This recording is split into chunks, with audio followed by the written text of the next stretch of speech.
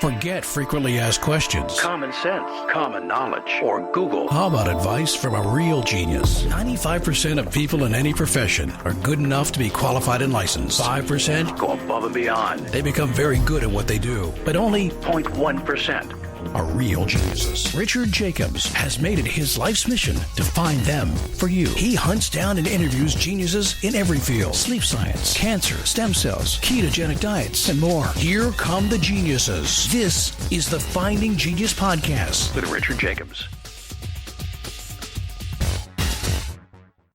Hello, this is Richard Jacobs with the Finding Genius Podcast. My job here is to find the top people in whatever field I'm talking to them in. So here we have virology, and I definitely think I have someone that's incredibly distinguished in the field. It's Frank Ryan. He's written a book called Virusphere, amongst others. His new book is called Virusphere, which I just finished and is very timely, unfortunately now with the SARS-CoV-2 virus. He's a lecturer, Honorary Senior Lecturer at the Department of Medical Education, University of Sheffield in the UK. And we're going to be talking not about probably the customary things you heard about SARS-CoV-2, but what Frank terms, I believe, aggressive symbiosis. He appears to see viruses not as parasites, but as symbionts, and I'll let him express that because he can do it better than I can. But Frank, thanks for coming again. How are you doing? I'm fine, thanks. And can I just tell you mightn't realize it, but today is publication date of the paperback of Virusphere. Of all, right. It's just accidental, but there you go. It's kind of just timely, perhaps. Yeah. And I can tell listeners, through all my interviews, I do have a pretty strong background now, and I can understand, really scientific topics, but that wasn't needed for a lot of your book. It was really clearly written. It was excellent. And I think I advise readers to get it and not be afraid of reading it. It's really good. So thank you very much. Yeah. But Frank, so I wanted to ask you, so you talk about viruses as being symbionts. Yes. Can you define what a symbiont is, and why do you have that perspective on it? Well, when I was young, when I was a medical student, and soon after I qualified, and I worked with viruses even as a medical student, viruses were classified as genetic parasites. In other words, they were obligate parasites. And to be honest, as time has gone by, and as we've learned more about viruses, and as evolutionary biology has also progressed, we've come to realize that that's much too simplistic and confining a term. Parasitism, essentially defined by an organism, lives at the expense of another organism and gives nothing. Now, some viruses are parasites, and I'd say COVID-19 is doing a pretty good job at the moment of behaving parasitically. I can't deny that. But if you look at viruses as a whole, and there are vast numbers of different viruses, they show a very wide range of what you call interaction with a host. And the interactions vary from, at one extreme, it's just pure parasitism. At the other extreme, it's altruism, or mutualistic symbiosis is another word for that. And in the middle, you got something they call commensals. In other words, viruses that live off the host in the sense that they need the host to replicate, but they don't actually cause any harm to the host. And very often, when a virus emerges like this, if you chase it back, you find it. You'll not always, but very often find that the virus doesn't actually cause disease in its host, but replicates with it, and it tends to cause the disease for the first time when it jumps to a new species, and that's something we could talk about. Yeah, but what's an example of a virus that is actually beneficial to us? Well, I know there are some that we wouldn't exist without. That's true. Look at one of the worst epidemic viruses we've seen in our life, and that's HIV-1, the cause of AIDS. Now, you couldn't say, the natural thing would be to look at that and say, well, that's a pure parasite. Yet, even at the height of the AIDS epidemic, when there was a big study, big multi-center study, looked at it, they didn't ask the question of, is it a parasite, is it not? What they actually asked is, what aspects of the virus were changing or being changed or subject to change as part of its interaction with the human species? And then they asked, what part of the human species is changing as a result of the virus infection? And when they looked at it, it was certain HLA-B types. That's a gene in the histocompatibility complex. In other words, a gene that plays a part both in our kind of reaction to infection, but also in the way we recognize self. And they showed with the level of significance was massive. This would P off into the future, that the virus changed a specific type of HLA-B type antigen in humans. It reduced it. And the HLA-B antigen, that same thing, was the most likely aspect of the human genome to actually change the course of evolution of the virus. So the significance was off the scale, so there's no doubt it was highly significant. And what you're actually seeing, even in the height of the AIDS epidemic, which is a horrible epidemic, horribly pathological, and you could say parasitic on the part of the virus, both virus and human genome were actually altering each other's evolution. Now, how did the virus alter the human genome? You said it modified the HLA-B. But sure. What What would have happened, and I can explain that again with a different analogy, and we can move back to this. Well, if we didn't have modern medicine, let's say people were living somewhere around the rainforest in Africa, back as our ancestors are believed to have lived, and they were infected with that virus, what would have happened? A certain type of HLA-B antigen would have been eliminated from the human genome. It would have changed the human genome in that way, but also the virus itself would have changed in a way with that. And in time, that virus would have been replicating us, or what was left of the human, which would have increased again, of course, in population. But now we're carrying a virus, HIV-1 virus, but the virus no longer causes disease. Now you can say, what's the advantage to humans of that? Now I'll then ask you to move to a completely different scenario, and you'll see the advantage. If we looked at a virus-host interaction from the neo-Darwinian perspective, what they would say is that the virus, they evolve as separate entities. Natural selection operates on each as separate entities. I don't deny that. I think that's true. But if you now introduce the symbiotic perspective, what you're looking at is you're looking at these altering each other and acting selfishly, if you want, but there's something else, and that's the symbiotic interaction of the two. You've now got two which are permanently married to each other, and now selection has now the possibility, if you look at it from the symbiotic perspective, of acting at a third level. And the third level is the interaction, the partnership. And in fact, that's what Symbiosis calls them, the evolving partner. And the term for the partnership is a holobiont.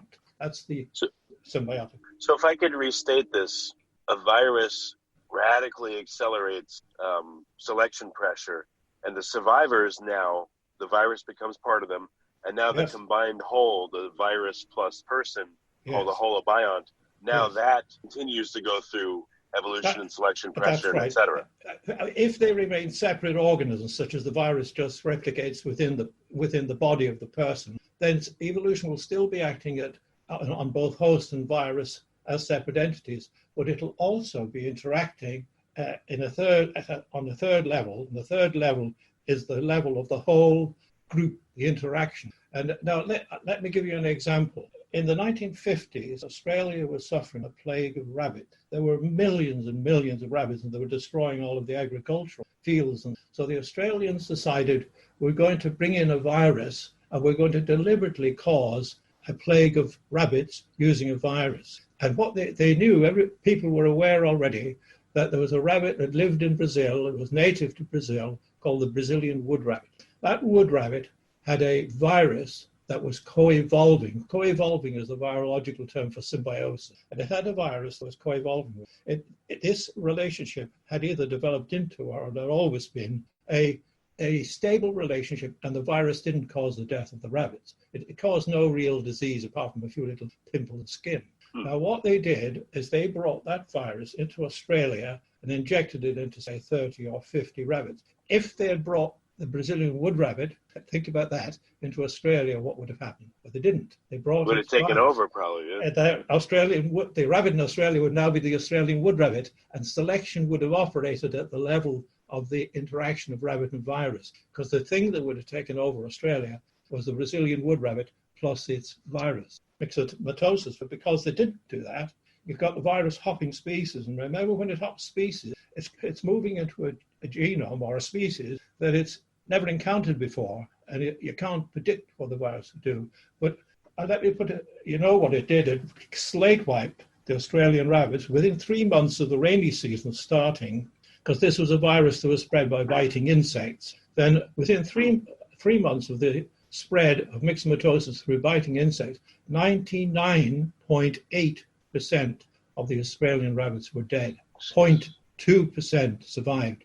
But the Brazilian wood rabbit hadn't come with its partner.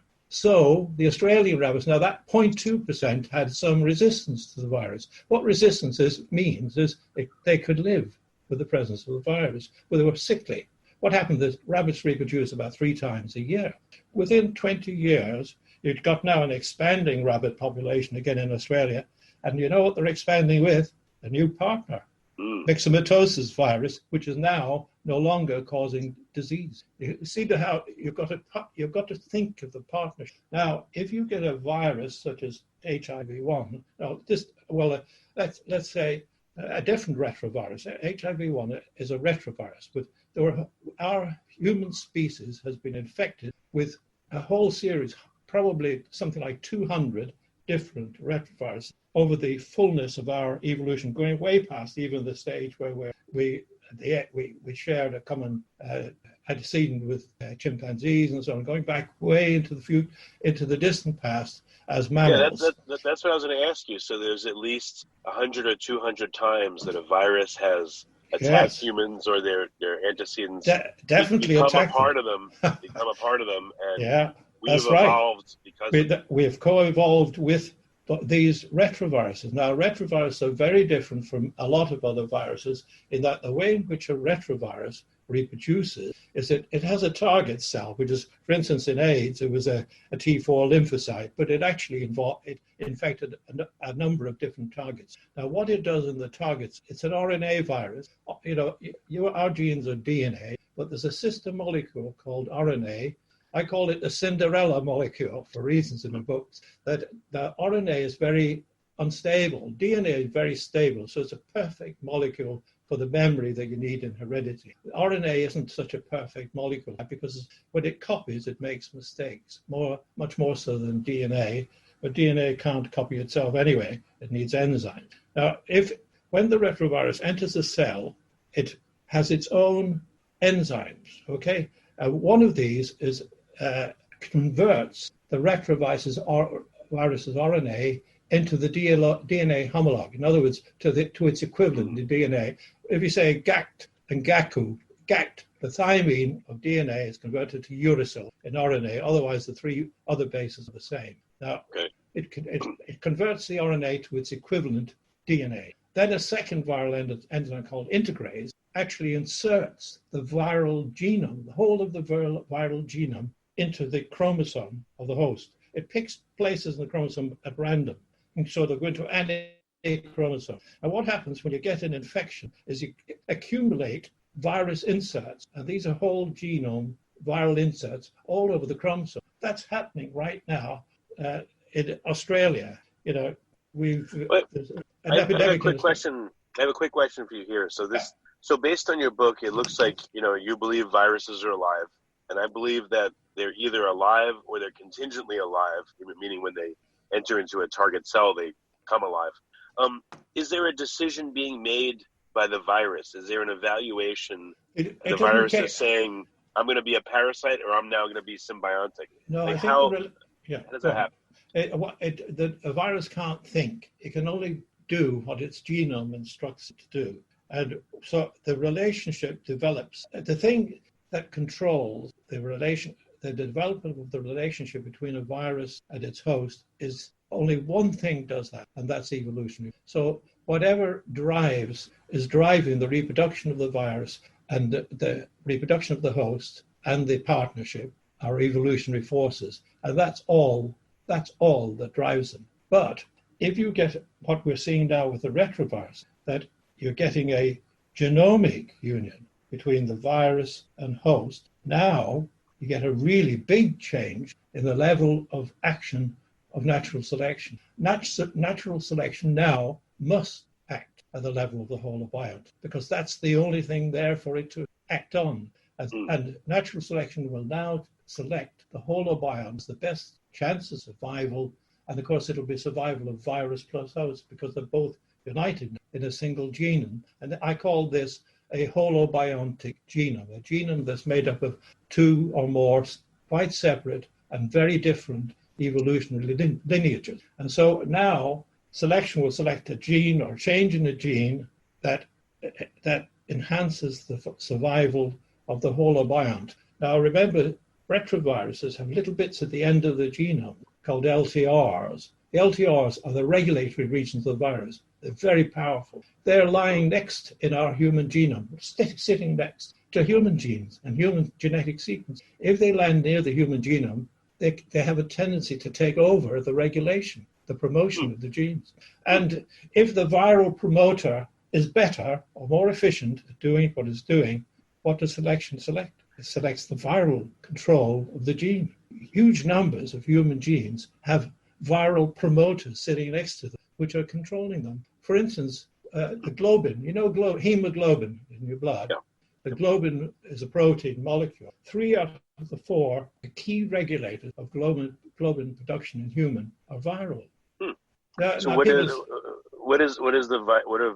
viral components done to hemoglobin? How have they improved it? Well, I don't versus know. Its old... We just have to assume that somehow or other they were better at it than the precursors, which were human. We don't know. That happened long ago.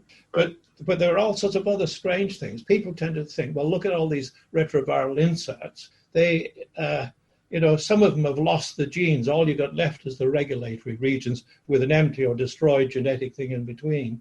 But it actually doesn't matter. The regulators continue to do so. There was a virus called HERV-H. HERV stands for Human Endogenous Retrovirus, right?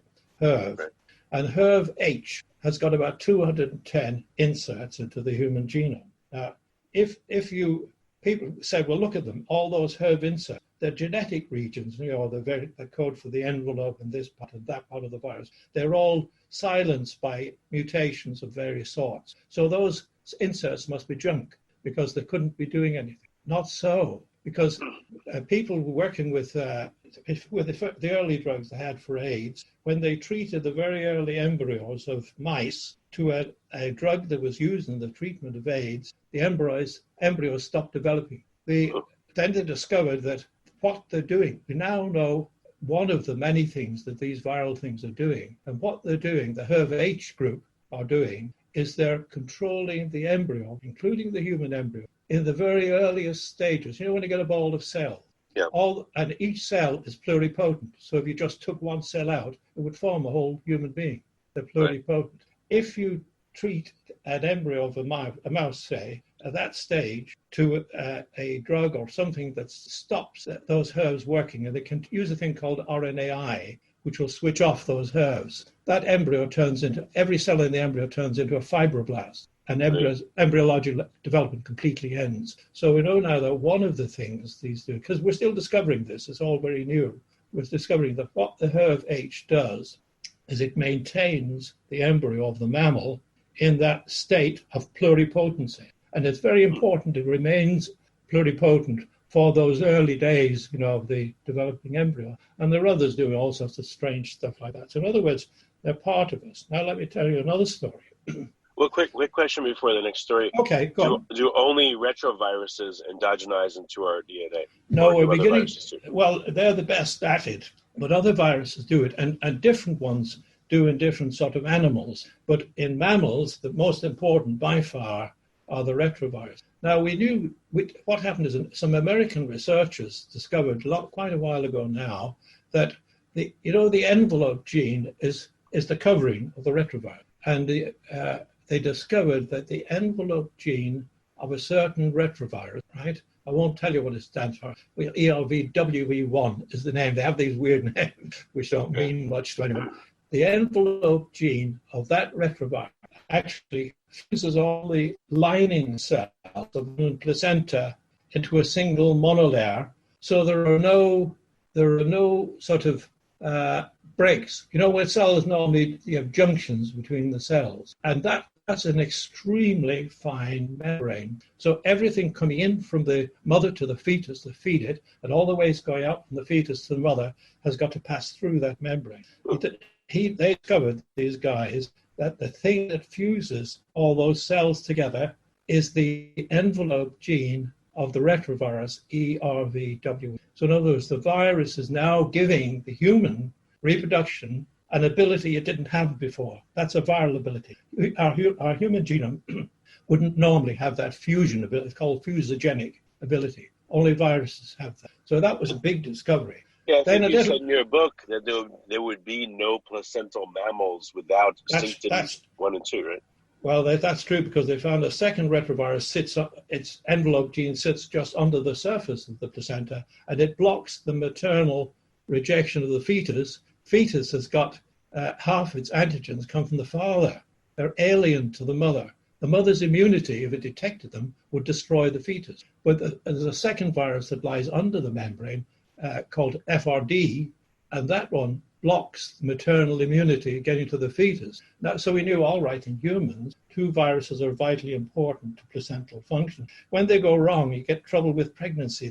They were very hard to understand, some of these pregnancy disorders. Now we begin to understand them because it's to do with the viruses. That's why it was so hard to grasp. But then they began to look at other placental mammals. And this is really recent. Every single placental mammal they examined, whales, dolphins, mice, horses, cattle, everything. Every single placental, elephants, every single placental mammal they examined had the gene that fuses the membrane is called syncytin-1. The gene that controls the immunity of the mother getting things is called syncytin-2. They found a syncytin-1 and a syncytin-2 in every single mammal on Earth. So they're obviously very important to the mammals. But then the question was, did the placentation is vital for human life, reproduction, and everything else? Could it be that maybe placentation evolved and then the virus has improved upon it? That was a possibility. And in fact, many have thought it's such a big thing for us that that's probably what happened. But in the last 2 years, 3 or 4 years only, they've now discovered that in marsupials, which don't have, some of them have temporary placentation, just lasting a few days because it's a fetus that comes down in the marsupials and go into the pouch. As the fetus is coming down, in some of them it just delays for a while in the oviduct or whatever, and a little membrane begins to form, and then it stops and it comes down. So it ages just a little bit on its way down. When they examined them, they found exactly the same thing. 2 viruses, syncytin-1, syncytin-2, did that little tiny brief placentation. In other words, that now points to the fact that no viruses, no endogenous retroviruses, no placentation, no placental mammals, and we're placental mammals. Yeah. But you can see it. Well, I wanted to go back to your term of aggressive symbiosis. So I guess in plainer terms, aggressive symbiosis means the virus is, I'm just anthropomorphizing, but the virus is like a bully. Like, you either partner with me or you die. So is that what you mean by aggressive symbiosis? Yeah. One of the things I remember, I've got a friend called Louis Villarreal, who's a professor at UC Irvine. He's one of the most prominent evolutionary virologists in the world. When I first started saying viruses are symbiont, he was a little resistant. But it was only when I introduced the concept of aggressive, that the symbiosis with viruses nearly always contains at some stage in the development of the partnership aggression by the viruses. Now, one of the ways it causes aggression is like when it's established in the rabbits. It was exceedingly aggressive. But because there was no other host there, only the rabbits, in time the virus and host came to live with one another.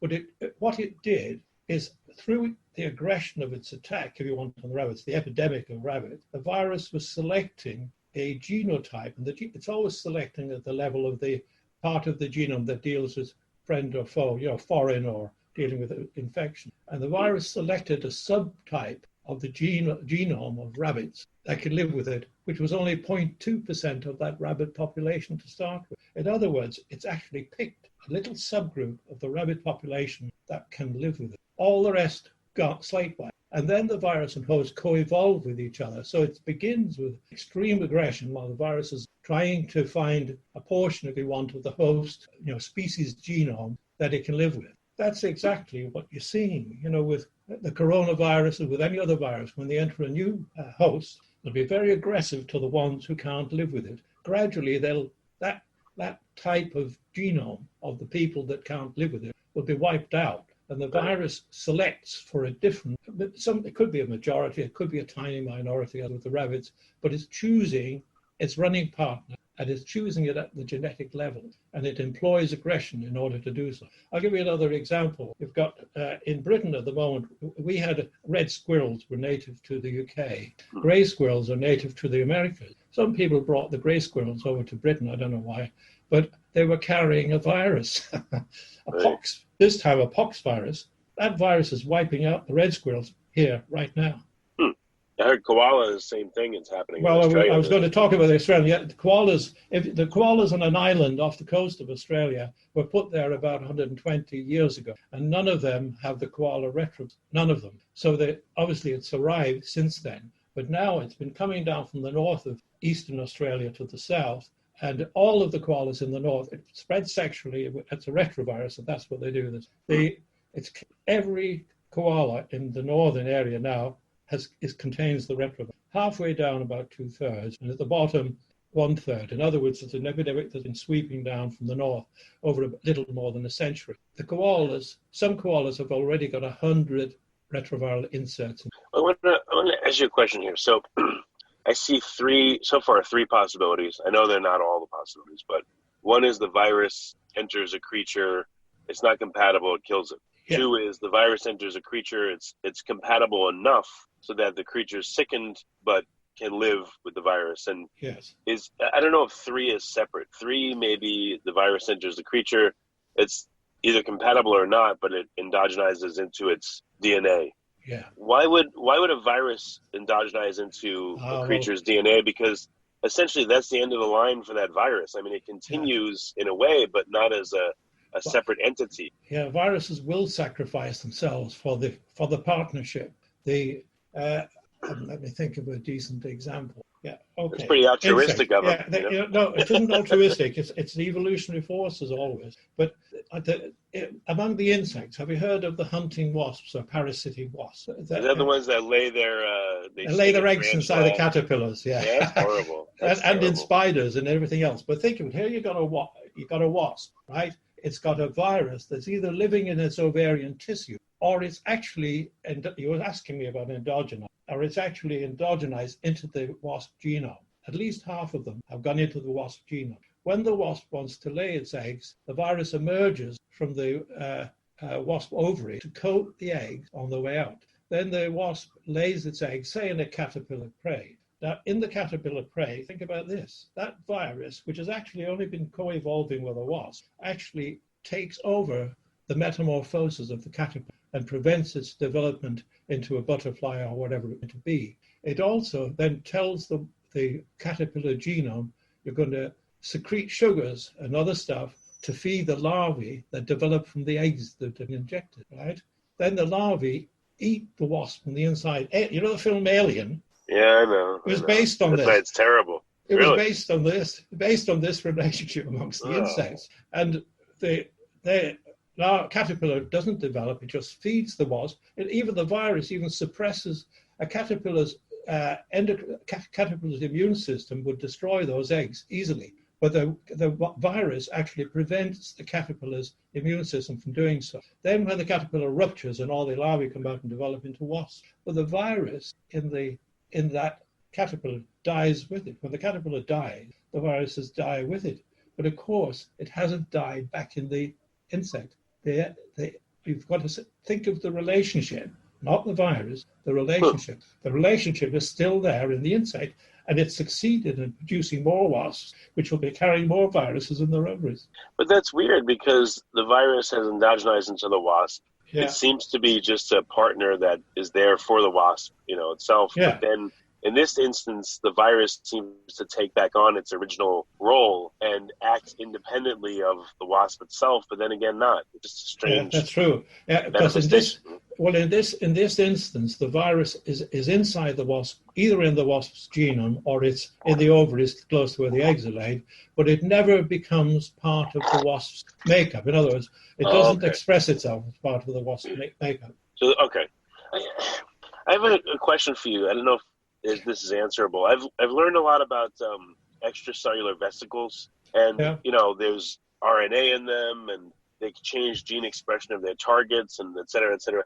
It seems like EVs are very virus-like. So it seems like perhaps there's a class of viruses that are actually tools of cells. They act similar ways to viruses, maybe not as aggressively, but they seem to have a lot of the hallmarks of being similar. Yeah, you may be right. I don't know the answer to that, but I can tell you something very interesting. And now we're coming back to the Cinderella molecule. That if imagine that primal Earth, a very hot, very aggressive and tough landscape for anything to survive in. Now, how could life begin? Now, there are all sorts of, it's a great mystery, and I don't pretend to have anything like the answers, but I have one little piece of the answer. If one of the things that must take place for life to begin is you must have a beginning of what will eventually become the genome of life on Earth.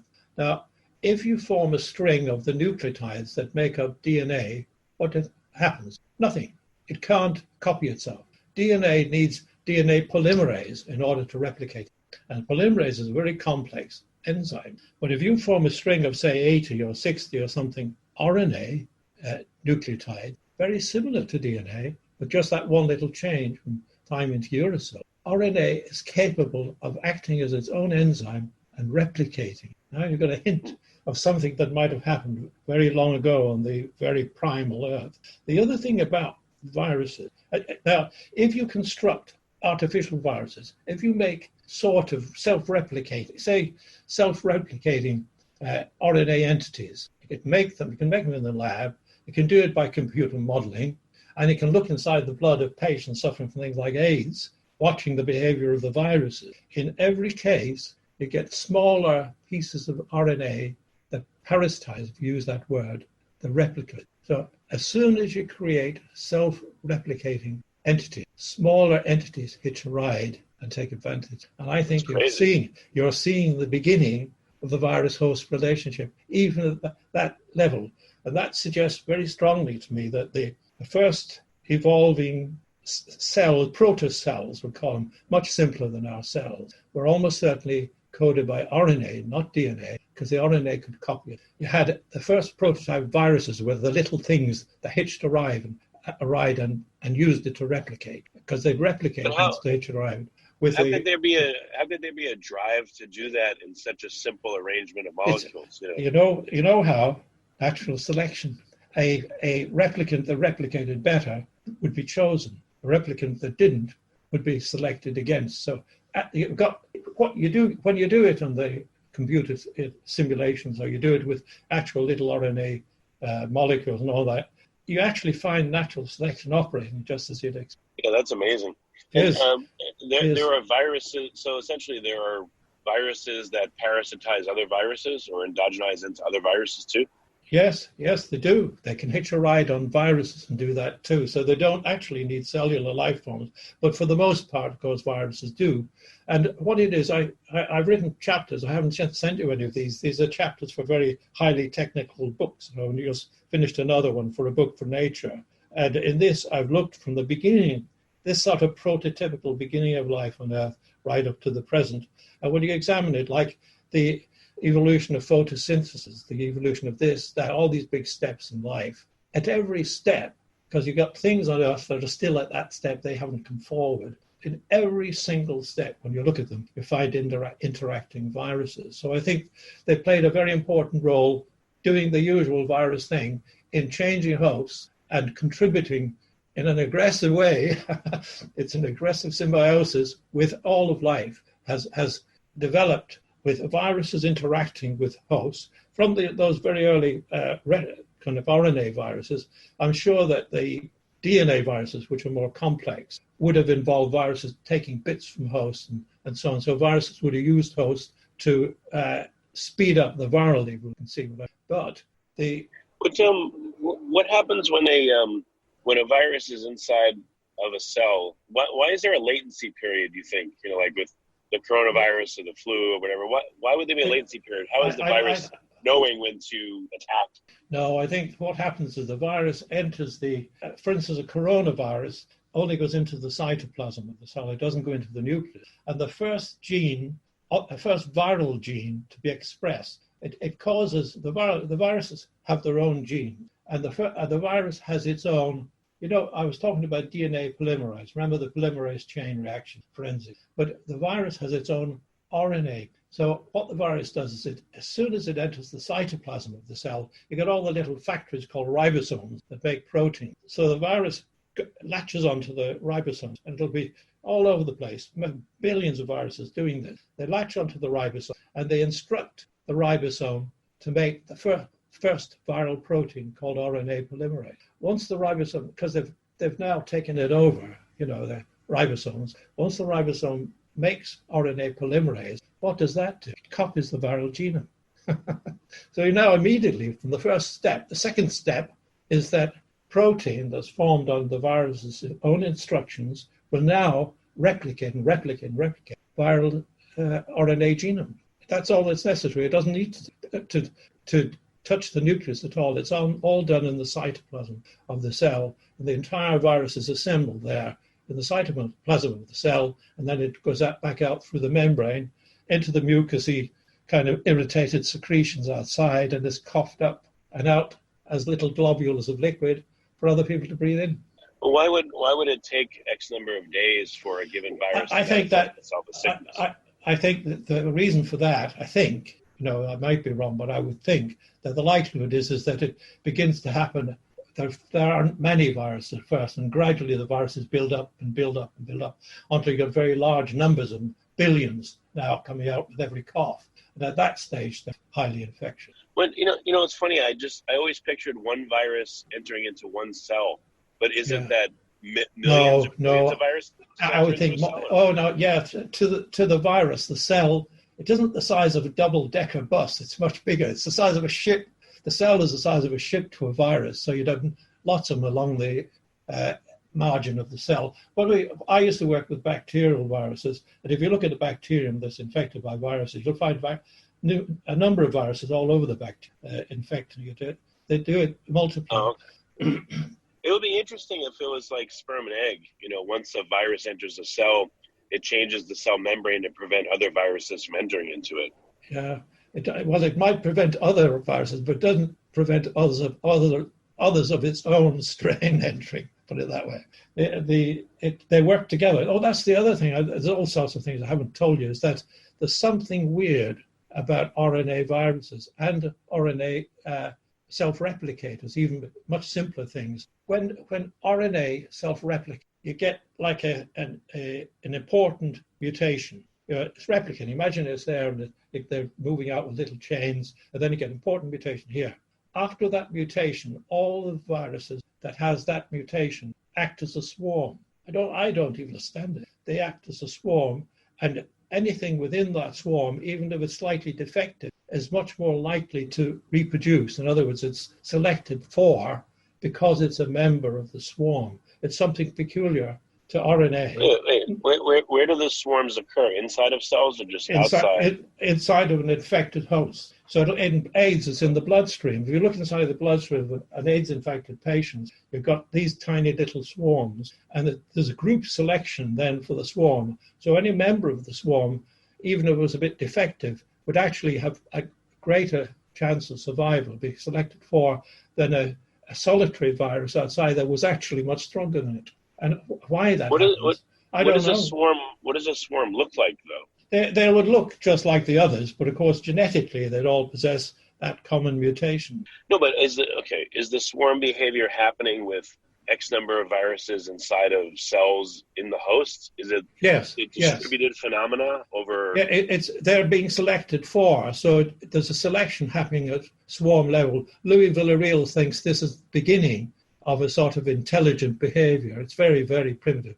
He thought about intelligent behavior at the level of chemical. I don't know. I just look at it with a certain amount of wonder. One of the other things people tell us is viruses have evolved from cells. That can't possibly be true. This was a very common belief about a generation, a little bit more ago. Actually, both viruses, the important genetic bits of viruses, the things that matter, their replication machinery, the thing that the capsid that contains the nucleus and holds everything in, all of those, they don't exist in any other life form other than viruses. They couldn't possibly have evolved from hosts. They do take things from hosts, but they give things to hosts as well. But they couldn't possibly have evolved all viruses as evolving from a little bit of host that escapes and goes out into the medium, because they're not made up of host genes. The genes, most of the genes you find in viruses are not found in any other. When viruses are inside of cells of a host, do you think that they're causing the cellular machinery to send out, let's say, extracellular vesicles that are messengers for the virus in the cells so they can communicate amongst themselves? I don't know. I don't know either. That's why I asked you. Well, I'll tell you that I think that looking at how much we've learned in the last, say, 20 years about retroviruses and what they're doing with our genome, it just makes me sort of begin to realize that there's so much about viruses we still don't understand, and we greatly underestimate because they're everywhere. They're in us, in all of our body cavities. They're in the air we breathe. You walk into the ocean's full of viruses. You know that, I don't know whether I've described this before, but one of the things people have been doing is they've been looking at the oceans and counting. Now, these are viruses of bacteria in the ocean. They do bacteria and also other ones called archaea. Archaea is a new thing that people have been involved with for a single generation, but appear to be very important. They look like bacteria, but important genetic things in them aren't like bacteria. And very small organisms, these viruses are multiplying in them. Now the bacteria, well, let's say just look at the bacteria. The bacteria grow, produce more and more and more by budding, but they all contain viruses. But at a certain stage, and I don't know what's controlling it, what's signaling it or what, the viruses suddenly multiply inside the bacteria, and the bacteria rupture. The bacteria cell ruptures and releases all the vast numbers of viruses into the water. The numbers of viruses in the ocean exceed by a factor of 10 to 100 all other life forms on Earth, including bacteria. They're vast numbers. Now, if they weren't there, the oceans would be full of bacteria, so you wouldn't want to go into them. It's very important that they do this. You're asking, do viruses do good? Well, they do, because not only do they keep the oceans clean of bacteria, but when the bacterial bodies rupture, they release all sorts of chemicals and things that are very important as the base of the food web of the ocean. So they're actually contributing in a vitally important way to the biosphere. And they're in every layer of the ocean, from the surface all the way down into the substrate at the bottom. They're not just in the surface. Yeah, I heard they're everywhere. They're in soil and unbelievable amounts in air. The soil is very new, and it's mainly American biologists who've been studying this. They've been looking at plant viruses. My friend Marilyn Rosink has been looking at plant viruses. One of the things she did, you're asking me right at the beginning, are viruses parasitic? She actually wrote to me after she'd got her PhD, because Louis examined her for a PhD, and he said, you ought to read Frank's Virusphere. And she got in touch with me and said, well, I'm going to test what you're saying. And she went out into Yellowstone Park, because there were plants there that could survive the very dry condition, xerophyte. And they'd already knew that there were fungi within the actual bodies of the plants that somehow enabled the plants to survive xerophytic conditions. So it was a plant-fungus symbiosis. And when she administered, she didn't know that if they contained viruses or not, but she administered antiviral drugs to the plants. What do you think happened? They died. Then she investigated it further and found there were viruses in the fungus, and the fungus itself, so within the plant, it was a symbiosis within a symbiosis. That was written up for, what do you call it, the top magazine for biologists in America, not Nature, it's the other. Well, anyway, that was published. New England Journal or something? No, it was a general biological one. It come to be Science, that's it. That was published in Science. Right. Then she did something else. She said, I've got to test now how important might symbiosis be to the production of new species or even whole families of viruses. And she did a computer simulation saying, would symbiogenesis or mutation plus selection, which of them is more likely to give rise to new viruses? She found symbiogenesis would do it much more quickly, but natural selection plus mutation would do it as well, but albeit more slowly and less efficient. Now, that was published in Nature here, which is the top journal in Britain for biology. But then she took it further. She went out to Costa Rica and she picked plants that were healthy, a whole load of them, I don't know how many, but a large number of plants. And she examined the plants' presence of viruses. She found the viruses in 60 to 70%, if I remember correctly, of the plants. But these are healthy plants. How can viruses then be parasites? What are they doing in the plants? Nobody has the slightest idea. but they're not being parasitic. So how can science use our understanding of viruses and their amazing diversity of genetic material to help our health? Well, I think they're incredibly productive viruses, so that there are aspects. People have, for instance, conducted experiments where they used viruses, and they even used retroviruses in some of the early experiments to see if they could use them for genetic engineering. But the difficulty is they're very hard to control, and they came up against problems where the viruses began to take over their own destiny, and they didn't do what they wanted them to do. So you've got to be very careful.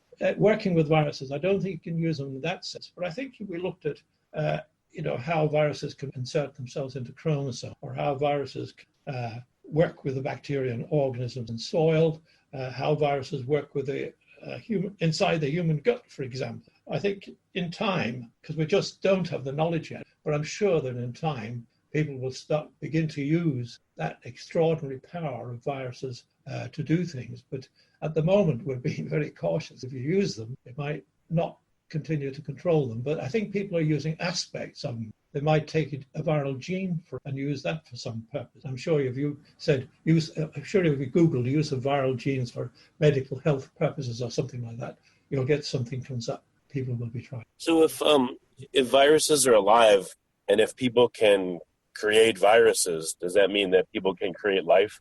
Well, can they create viruses? Because all we're doing at the moment is we're using what the viruses themselves have created over the extraordinary length of time that things have been evolving. Even if you created a new virus, if you made DNA and made a new virus, to some extent you'd be copying, wouldn't you, what nature did? I don't know whether you could say that you're creating life. You could certainly change life using viruses. You could change genomes using viruses. And so you could say that you're contributing to the creation of life. But you've got to be careful, because remember that whatever you create will now be subject to the forces of natural selection. Let me put another thing to you, another scenario. Right. We started off talking about the coronavirus. Let us say we'll say a bat. There's a bat out there in nature. It lives in a roost, or it may be in a cave, maybe in trees and so on.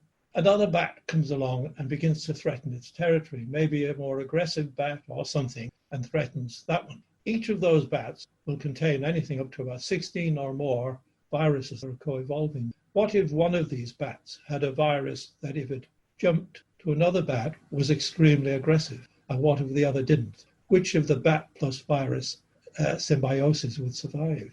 I see. Now you're beginning to see natural selection working at the level of the symbiosis when you think that through. And I think that sort of behavior is commonplace in nature. We don't see it, we don't notice it, because it doesn't involve a whole species changing. It'll be just local population. And the bat that contains the more aggressive viruses, not to it, but to rivals, will survive. That's what you're seeing with I suppose with squirrels here in the UK, and I'm sure people would find many other examples of where a virus on board one animal would be extremely dangerous to a potential rival. Now, think of where some of these awful viruses for humans have come from. Where did AIDS come from? It came from the chimpanzee. When AIDS first appeared, people tried to infect chimpanzees with AIDS in order to use them as experimental subjects looking for the cure. No matter what they did with the chimpanzees, even when they suppressed its immunity, the virus refused to attack them because they're the host. They're the host. So they couldn't make HIV-1 attack chimpanzees. It lives with them normally, and the chimpanzee is its natural host. And it's amazing. So you see, now that hopped to us, and what were we doing to chimpanzees? Where did it come from? We think almost certainly it came from butchering of chimpanzees as bushmeat. What did the virus do? It attacked the aggressor of the chimpanzee. How could it know? It couldn't. No, it's an automatic reaction that would normally may have evolved in chimpanzees as part of its evolution in the rainforest for rivals in the rainforest. It would have evolved if there were other animals who were invading the chimpanzee's habitat that were similar enough, if you want, for the virus to hop. If it hopped, then it would be an advantage to the virus host consortium, if you want, the virus holobiome, for it to be able to do that. And I think if you look around the world, you will see other... Well, Frank, we're just about out of time. I have one last question, if it's okay. Is there any instance of a virus de-endogenizing itself, coming out of the DNA of a creature? Not that I know of, because once the virus has settled in there into the genome, it will change. And usually what you find is that maybe, for instance, in syncytin, the viral locus that codes for syncytin, 2 of the 3 domains, viral domains of genes, have been silenced by a single insertion. Exactly the same thing has happened to the virus that codes for syncytin 2. There's an insertion between the LTR and the first 2 viral domains, and that silences those 2 domains. So the only domain of the virus that remains expressible is the syncytin. So the natural selection tends to switch off the bits that are not good for the symbiosis and to retain and even develop the bits that are good for it. So I'm not aware of anything like that. Okay, well, very good. Well, Frank, this has been a great call, and I could see you could talk about this for hours and days. Yes. So people should definitely get your book, Virusphere. It's and it's newly out as a paperback today, so it's cheaper to buy. Excellent. Do you narrate it for Audible? Do you have an Audible version? No, I don't. No, I'm going a bit dry now. I don't think I'll be any good at narration. But I'm hoping the paperback is available in America. I'm not sure, but if it isn't, the hardcover is. And, okay. Yeah, I have the hardcover and all that. It's a cool book. So, well, I appreciate you coming on, Frank. Like I said, you've got a lot of great info, and it's very timely. So, thank you for being here. And I appreciate you having me. You've been listening to the Finding Genius podcast with Richard Jacobs. If you like what you hear, be sure to review and subscribe to the Finding Genius podcast on iTunes or wherever you listen to podcasts. And want to be smarter than everybody else? Become a premium member at findinggeniuspodcast.com. This podcast is for information only. No advice of any kind is being given. Any action you take or don't take as a result of listening is your sole responsibility. Consult professionals when advice is needed.